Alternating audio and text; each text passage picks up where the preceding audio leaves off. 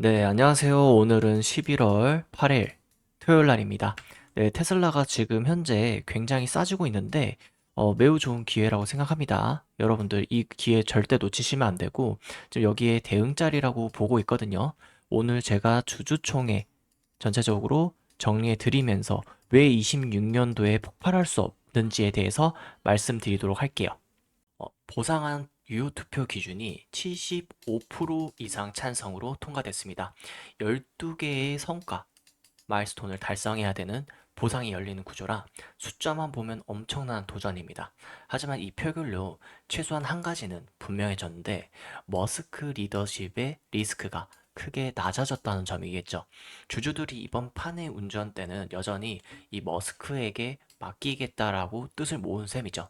이건 뭐 워낙에 당연한 부분이고 그 분위기 그대로 무대에 오른 머스크는 새로운 장이 아니라 새로운 책을 쓰겠다고 선언했습니다. 무대 양옆에는 이 휴머노이드 로봇 옵티머스가 음악에 맞춰 춤을 췄고 퍼포먼스처럼 보일 수 있지만 메시지는 명확했습니다. 앞으로 테슬라 중심에는 이 로봇 택시 그리고 옵티머스 퍼포먼스 그리고 이를 움직이는 전용 AI 칩 마지막으로 에너지 인프라가 자리 잡게 됩니다. 머스크는 옵티머스를 인류 역사상 가장 장대한 제품이라고 표현했습니다. 단지 공장 한 켠을 누비는 로봇이 아니라 24시간 스스로 이동하고 충전하며 사무, 의료, 치안 등 현실 세계의 일을 점점 더 맡게 될 존재라는 겁니다. 여기서 테슬라가 강조하는 건 크게 세 가지입니다.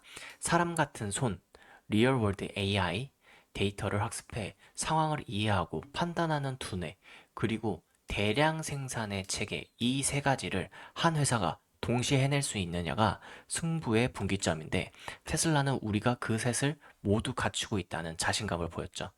로드맵도 비교적 구체적입니다. 지금은 버전 2.5 버전이 나오고 있죠. 영상에 좀만 찾아보시면 아시겠지만 정말 많이 매끄러워졌습니다. 그리고 내년 26년도에는 버전 3가 나오겠습니다. 27년도에는 버전 4, 8년도에는 버전 5까지 공개하겠다는 방향을 제시했죠. 가격 역시 대량 자동화가 본격화되면 대당 2만 달러대까지 내릴 수 있다고 합니다. 물론 이거는 의지와 계획이고 실제로는 안전, 이게 가장 좀 중요하겠죠. 인증, 수율 원가가 따라와야 됩니다. 그럼에도 프리몬트에서 연 100만 대를 시작점으로 텍사스에서 연 1천만 대까지 그림을 그리는 대목은 테슬라 특유의 스케일 드라이브를 다시 한번 보여줍니다. 그 다음은 이제 사이버 캡이겠죠. 핵심은 단순합니다. 이 차는 처음부터 완전한 자율주행을 위해 설계된 전용 플랫폼이라는 점입니다. 그래서 발표에서는 이 핸들이라든가 페달, 사이드 미러가 없는 형태가 강조됐죠. 하지만 규제 상황에 따라 스티리형 휠 등 탑재하는 설계가 조정될 여지는 회사도 열어두고는 있지만은 최근 일론 머스크가 가장 요거는 강조했던 말이죠. 이 핸들링은 절대 없을 것이라고 강조를 해왔습니다. 일정은 더 분명하고요. 26년 4월 텍사스에서 생산 개시가 되고 그리고 생산 철학은 자동차가 아니라 전자기기입니다.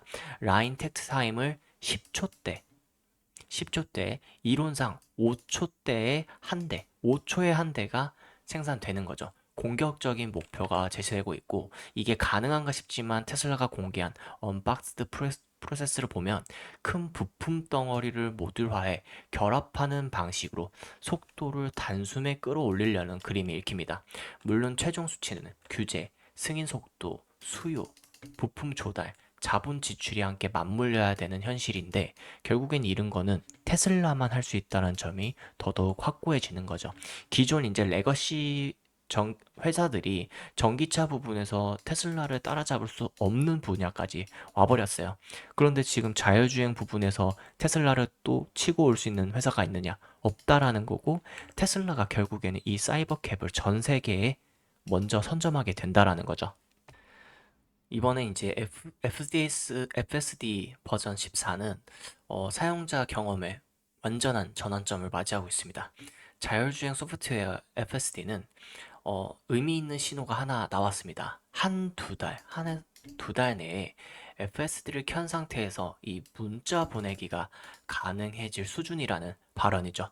여기서 중요한 건 법적으로 당연히 허용된다는 수준은 아직 아니라 안전 데이터와 소프트웨어 완성도가 그 단계에 섰다는 회사의 이 자신감입니다. 유럽은 여전히 심의 허가가 절차가 길고 굉장히 보수적이죠. 반면 중국은 부분 승인 상태에서 내년 2월에서 3월 전면 승인을 기대한다는 메시지가 나왔습니다. 지역별 규제 지형이 다르다 보니 사용자 경험의 레벨업 속도는 역시 국가마다 차이가 나겠죠. 이제 이 테슬라는 이제 칩도 자기 몸에 맞는 옷처럼 만들겠다는 쪽으로 선회합니다. 이름하여 AI5죠. 일명 하드웨어 5인데, 그리고 그 다음 세대의 6까지 로드맵입니다. 핵심은 범용 GPU가 아니라 테슬라의 소프트웨어 스택에 맞춘 전용 추론 칩이라는 거겠죠. 제조 파트로는 TSMC와 삼성이 거론되고 있고, 타임라인은 대략 AI5가 26년에서 27년 양산입니다. 그리고 AI6가 28년 전후로 성능 2배를 목표로 하고 있는 구도입니다. 더 나아가 원하는 만큼의 칩을 찍어내려면 아예 대규모 자체 칩 팹까지 고려하겠다는 메시지도 던졌습니다. 테슬라가 칩 소프트웨어 제품을 수직적으로 묶어 해자를 만들겠다는 전략이겠죠. 근데 여기서 이제 가장 중요한 거는 기존에 지금 엔비디아가 AI 부분에 대해서 97%의 독점 능력을 가지고 있었어요. 그러니까 이 부분마저도 테슬라가 장벽을 계속 깨고 있다라는 거겠죠. 물론 테슬라도 일부분 엔비디아 칩을 사용하겠지만은 FSD 같은 경우에도 기존에 이전 이제 2019년 이전 거에는 엔비디아 칩으로 사용했어요. 근데 그 이후에는 이제 AI3부터 시작해가지고 지금 4까지 자체 칩으로 하고 있단 말이에요. 그러니까 뭐다? 자, 이런 부분에 있어서 지금 비용 절감이 말도 안 되게 낮은 겁니다. 근데 이제 최근에 들어보면 엔비디아와 뭐 이제 현대차와 협업해서 자율주행 부분을 난다고 하잖아요. 근데 결국엔 이것도 뭐냐면은 가격 경쟁력으로까지 이어지게 된다는 겁니다. 근데 테슬라 같은 경우에는 자체 칩으로 본인들에 맞는 옷을 끼워 맞추겠다는 건데 그거에 대한 이 효율성 차이는 어마무시하겠죠. 지속 가능한 풍요는 에너지 쪽 이야기가 빠지면 반쪽입니다. 메가팩, 메각 블록 같은 대형 저장 장치, 슈퍼차저 네트워크 그리고 4680 배터리가 각각 톱니바퀴처럼 맞물리겠죠. 4680은 건식 공정의 난도가 생각보다 높았다는 점은 인정했지만 비용 우위에 대한 자신감은 유지하고 있습니다. 특히 사이버트럭, 사이버캡, 옵티머스에도 4680을 적용하기 때는 계획이 언급되면서 전력, 이동, 로봇, 옵티머스로 이어지는 플라이어 휠이 점점 윤곽을 드러내고 있습니다. 세미트럭 같은 경우에도 26년 네바다에서 대량 생산이 들어간다는 계획이 재확인됐습니다. 전면부 디자인이 기존 테슬라 나인업과 더 닮은 형태로 업데이트된 것도 눈에 띄고 있고요. 26년을 기준으로 보면 사이버캡, 옵티머스, 세미가 동시에 본격 가동되는 그림이어서 생산, 공급망, 자본 집출이 모두 한 번에 시험대에 오르게 됩니다. 근데 결국에는 이 세 개 다 생산 가능한 이 현금성을 우리가 가지고 있다라는 걸 인식을 해야 되고 이걸 할 수 있는 회사는 오로지 테슬라밖에 없다. 그리고 각각의 하나가 현금을 창출할 수 있는 엄청난 변화와 혁신이 가져올 거라는 점이죠. 특히나 세미트럭만 보더라도 여러분들 상상을 해보세요. 지금 자율주행 모드에서 가장 크게 작용하는 것이 바로 이 장거리 주행이죠.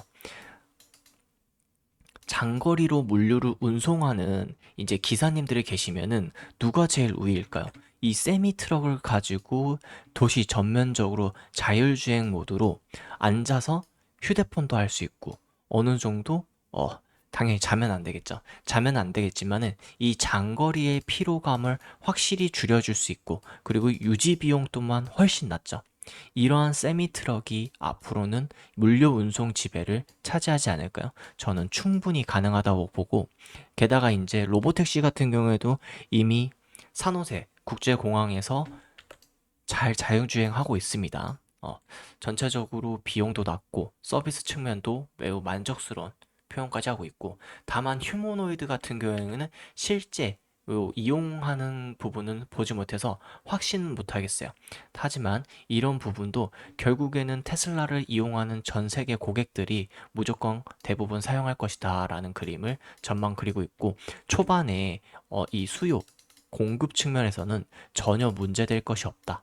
그래가지고 이 세 가지를 한다고 하더라도 다 매출 부분이 충분히 나오고, 오히려 이게 매출이 폭발적으로 늘어날 수 있는 길밖에 없다라는 거죠. 그래서 저는 26년도 때는 결국에는 테슬라가 엄청난 폭발적인 성장을 이룰 거라 생각하는 바입니다. 그거를 이제 생각하지 못하는 테슬라 주주분들은 없겠죠. 결론은 간단합니다. 테슬라는 이제 전기차에서 물리적 AI로 몸을 완전히 돌리고 있다라는 거죠. 무대 위에 춤을 추던 옵티머스는 그저 상징이 아니라 현실로 다가오는 생산의 예고편입니다. 26년 사이버캡, 세미트럭, 옵티머스가 동시에 시험대에 오르며 규제, 칩, 제조, 스케일이라는 이 세 개의 벽을 넘을 수 있는지 체크해 봐야 되겠습니다.